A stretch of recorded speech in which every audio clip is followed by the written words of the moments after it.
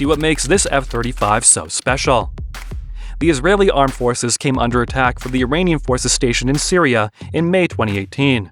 Although the rockets launched by the Al-Quds force were either intercepted by the Israeli Iron Dome missile defense or could not reach their intended targets, the Israeli Air Force launched the most extensive air campaign in Syria to date. In this video, we will explain the significance of this air assault campaign, so stay tuned. But before we continue further, I would request you to subscribe to the channel. Thank you!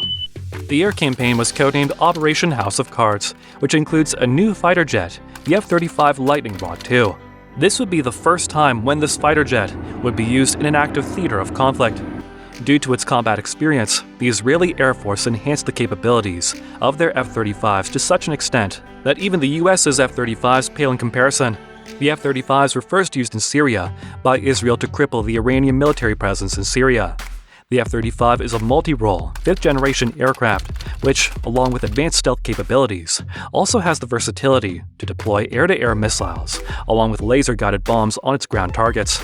Throughout the campaign, the F-35s dropped fearsome ordnance on almost 50 Iranian infrastructures spread throughout Syria. The focus was to debilitate intelligence networks, weapon storage depots, observation posts, and command and control infrastructures, which coordinated logical functions of the Al-Quds force. The F-35s were also key in targeting the rocket launchers, which sparked off the whole air assault campaign.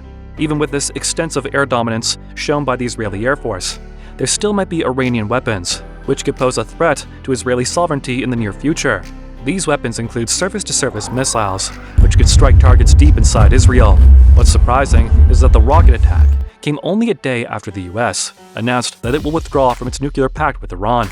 This could be a sign of the Iranian military becoming more desperate and wriggling for influence in the region. No matter what the intentions of the Al-Quds-sponsored rocket attacks were, the attacks were met with completely overwhelming retaliation from Israel. The tensions between the Al-Quds force and the Israeli military were on the rise. During the air campaign, there were dozens of Syrian anti-aircraft missiles launched at these F-35s and other jets which participated in these air raids. But none of these missiles damaged the Israeli jets. Among the jets used in this campaign were F-15 Eagle Strike fighters, the F-16 Fighting Falcons, and the F-35 Lightning Rod II. This makes Israel the first country to use the F-35 in a combat scenario. But how did Israel acquire the F-35 Lightning Rod II? Israel became a security cooperation participating nation in the development of the F-35, which was produced by Lockheed Martin. Originally, Israel wanted to purchase hundreds of these cutting-edge fighter jets. The spiked interest of Israel in the F-35s was seen as a concern among the senior American military leadership. The Israeli Ministry of Defense wanted to acquire these aircrafts badly because these aircrafts could neutralize the threat posed by the Russian missiles in the region. However, for all its technological feats, there was some suspicion among aviation experts that the aircraft would be rendered useless in the next 30 to 40 years due to increasing technological innovation, which could potentially see the development of a sixth-generation aircraft in the next decade. This means that even the projected 30 to 40 years of military operational capacity could be cut short by technology. Although every nation can create a custom variant of the fighter jet it wants to purchase, which is also a very common practice by the way, Lockheed Martin was particularly insistent that every nation out there be able to modify the jet in any way the client countries demanded. In the case of Israel, that contribution was further than what even Lockheed Martin would allow, which makes Israel the only country to negotiate such a wide array of modifications. The Israeli F-35 has been significantly modified to meet Israel's demand. This major modification is a system which has been put in place by Israeli engineers. One reason why Israeli engineers and experts were able to make that major modification was that the country was involved when the F-35 was being produced back in 2010. This means that similar concessions were not afforded to other countries, which would have wanted to modify the flight and ground-based logistics systems so that they could access the in-depth computer source codes. Tel Aviv was one of the first countries to put an order of 50 F-35s and negotiated a deal of billions of dollars worth of helmets and spare parts for the fighter jets.